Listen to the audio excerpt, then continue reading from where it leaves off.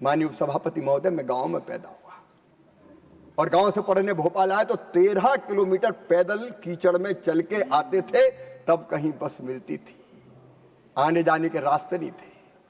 बरसात में गांव टापू बन जाते थे, टापू। अगर बरसात के महीने में कोई बीमार हो जाए तो खटिया पे डाल के डोली बना के कंधों पे लाद के सड़क तक लाने के अलावा कोई रास्ता नहीं बचता था। सड़क तक आते आते बच गए तो ठीक है, नहीं रास्ते में ही राम नाम सत्य हो जाता था और खटिया अर्थी बन के शमशान घाट पहुंचती थी, अस्पताल नहीं पहुंच पाती थी। यह हालत थी गांव की। कितने दिन आपने राज किया? 1947 से लेके 1964 तक स्वर्गीय पंडित जवाहरलाल नेहरू जी, थोड़े से कार्यकाल के लिए स्वर्गीय लाल बहादुर शास्त्री जी आए, फिर इंदिरा जी ने सरकार चलाई, फिर राजीव जी ने सरकार चलाई। आज मैं पूछना चाहता हूं, क्यों तुमने गांव की सड़कें नहीं बनाई? क्यों गांव को बेहाली और बदहाली के, क्यों बदहाल और बेहाल गांव को क्यों छोड़ा? कोई सड़क नहीं, कोई रास्ता नहीं।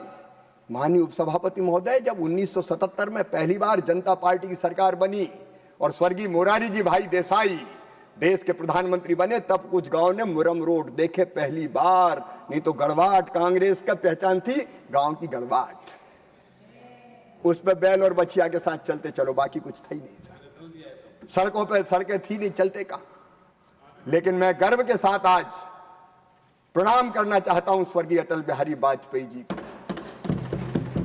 अटल बिहारी वाजपेयी जी जिन्हें गांव के इस दर्द को महसूस किया। और माननीय उपसभापति महोदय, 2000 में वो एक योजना लेके आए, प्रधानमंत्री ग्राम सड़क योजना। अटल जी के चेहरे पर तेज था, उनकी वाणी में ओज था, सरस्वती उनके कंठ पर विराजती थी और कीर्ति और प्रतिष्ठा उनकी आरती उतारती थी।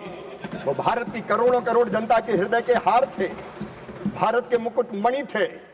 उनने भारत के इस दर्द को समझा और उस समय जो कविता उन्होंने पढ़ी थी, प्रधानमंत्री ग्राम सड़क योजना लॉन्च करते हुए उनने कविता पढ़ी थी। वो पंक्तियां मैं भैंसी की भैंसी पढ़ना चाहता हूं। अटल जी ने कहा था, स्वप्न देखा था कभी जो, स्वप्न देखा था कभी जो, आज हर धड़कन में है, एक नया भारत बनाने का इरादा मन में है।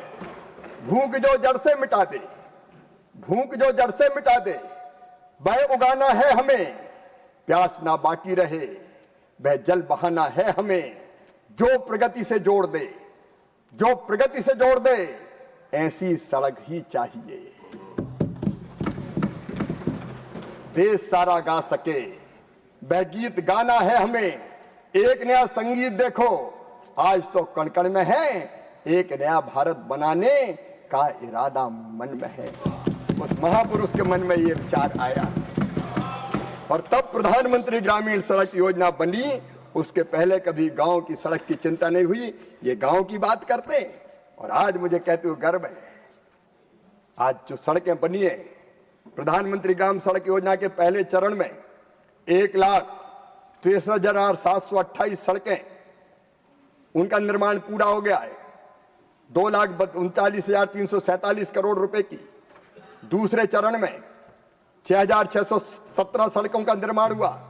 तीसरे चरण में 12,943 सड़कों के निर्माण का काम पूरा हुआ और अब चौथे चरण में प्रधानमंत्री श्रीमान नरेंद्र मोदी ने 25,000 नई बसाहटें जोड़ने का लक्ष्य रखा है और प्रथम चरण की शेष सड़कें भी बनाई जाएगी और उसके लिए बजट में पर्याप्त प्रावधान रखा है। और माननीय उपसभापति जी, ये केवल प्रधानमंत्री ग्राम सड़क योजना की सड़कें नहीं बनेगी। वाइब्रेंट विलेज प्रोग्राम, आखिरी गांव कह के जिन्होंने कभी छोड़ दिया था, कभी सड़कें नहीं बनाई उपसभापति महोदय। हमारे सीमा के गांव पर शायद इनको डर था कि कहीं हमला हो गया तो इन सड़कों से दुश्मन तेजी से अंदर घुस जाएगा, इसलिए सड़क ही मत बनाओ। लेकिन आज नया भारत खड़ा है, एक वैभवशाली, गौरवशाली, समृद्ध, शक्तिशाली और संपन्न भारत नरेंद्र मोदी जी के नेतृत्व में खड़ा हो रहा है। और प्रधानमंत्री जी ने कहा, ये वाइब्रेंट ग्राम हमारे लिए आखिरी नहीं, पहले गांव है, पहले गांव। कितना भुगतते हैं वो जब युद्ध होता है। मैं उसके विस्तार में नहीं जाना चाहता, समय उसकी इजाजत नहीं देता, लेकिन उन गांवों का संपूर्ण विकास और इसलिए वाइब्रेंट जो विलेज थे उनमें भी 1085 किलोमीटर सड़कों को स्वीकृति देने का काम किया तो नरेंद्र मोदी जी की सरकार ने किया।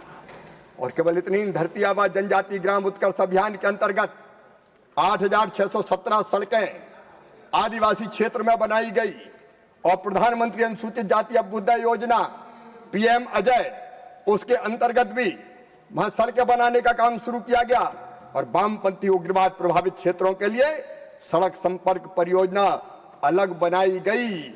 मैं आज भारत के यशस्वी गृह मंत्री अमित शाह जी को माननीय उपसभापति महोदय बधाई देना चाहता हूं। वामपंथी उग्रवाद से पीड़ित जिलों में सड़कों का निर्माण हो, वो उनके अध्यक्षता की कमेटी उसके लिए स्वीकृति देती है। और केवल वामपंथी उग्रवाद नहीं, इनके समय तो वामपंथी उग्रवाद पनपा, लेकिन प्रधानमंत्री जी के नेतृत्व में भारत के गृह मंत्री अमित शाह ने यह संकल्प लिया कि मार्च के अंत तक हम नक्सलिज्म को समाप्त कर कर ही चैन की सांस लेंगे। निर्दोष आदिवासियों का रक्त नहीं बहेगा। वो गांव ना कभी घुस नहीं सकते थे बस्तर के जंगल। आज विकास और निर्माण की नई गाथाएं लिखी जा रही है। आज वहां बारूदी सुरंगों में विस्फोट नहीं होता, होली के रंग खेले जाते हैं। माननीय उपसभापति महोदय, तेजी से शांति स्थापित करने का काम वहां किया जा रहा है और इस काम के लिए अमित शाह जी का नाम इतिहास में दर्ज होगा और सम्मान के साथ किया जाएगा। हम उन इलाकों में भी सड़कें बनाने का महाअभियान चला रहे हैं और सड़क बनती है तो माननीय उपसभापति महोदय, केवल सड़कें नहीं बनती, लोगों की जिंदगी बदलती है। जब सड़क नहीं होती तो बच्चे स्कूल नहीं जा पाते, कीचड़ के कारण घर में ही बिना पढ़े रह जाते हैं। बेटियों के तो स्कूल जाने का सवाल नहीं है, बेटियां स्कूल नहीं जा पाती थी, बीमारों का इलाज नहीं हो पाता था। ये सड़कें हैं जिनके निर्माण के कारण मातृ मृत्यु दर और शिशु मृत्यु दर में कमी हुई है, क्योंकि डिलीवरी, इंस्टीट्यूशनल डिलीवरी की संख्या बढ़ी है।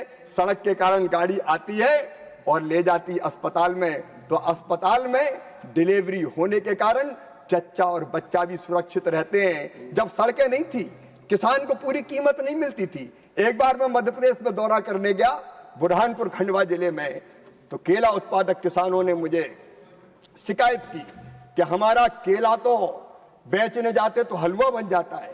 मैंने कहा हलवा कैसे बन जाता है? बोले इतने बड़े गड्ढे हैं, है ही नहीं कुछ, तो ट्रक में भरते हैं, तो यहाँ से साबुत केला भरते हैं, वहां उतारते हैं तो हलवा के रूप में परिवर्तित हो जाता है। हमको सड़कें बना दो। किसान कहते थे सही बात है कि 100 रुपया 200 रुपया कुंटल कम मिलते हैं, क्योंकि ट्रक वाला जाता नहीं था, जाता तो ज्यादा पैसा लेता था। और ये प्रधानमंत्री ग्राम सड़क योजना की सड़कें हैं कि एक किसान को 200-300 रुपया कुंटल ज्यादा दाम मिलने लगा है। इसके लिए मैं प्रधानमंत्री जी को हृदय से धन्यवाद देता हूं। इंपैक्ट असेसमेंट हुआ ये बाकायदा।